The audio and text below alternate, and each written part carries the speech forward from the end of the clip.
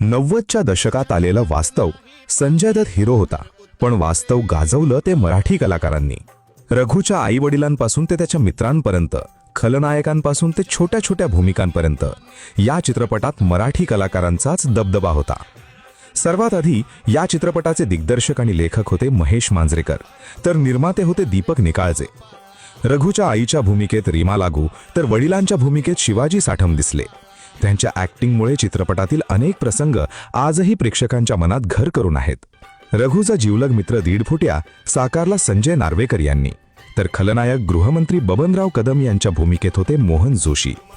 उषा नाडकर्णी आणि किशोर नांदळस्कर यांनी दीडफुट्याच्या आईवडिलांची भूमिका साकारली. याशिवाय भरत जाधव, मकरंद अनासपुरे, गणेश यादव, अतुल काळे, आनंद अभ्यंकर आणि अच्युत पोद्दार यांसारख्या अनेक मराठी कलाकारांनी आपल्या अभिनयाची छाप या चित्रपटात उमटवली. म्हणूनच वास्तव हा फक्त संजय दत्तचा चित्रपट नव्हता, तर मराठी कलाकारांच्या अभिनयाची ताकद दाखवणारा एक अजरामर चित्रपट ठरला. आता सांगा, वास्तवमधला तुमचा सर्वात आवडता सीन कोणता? कॉमेंटमध्ये नक्की लिहा आणि अशाच भन्नाट गोष्टींसाठी फॉलो करायला विसरू नका.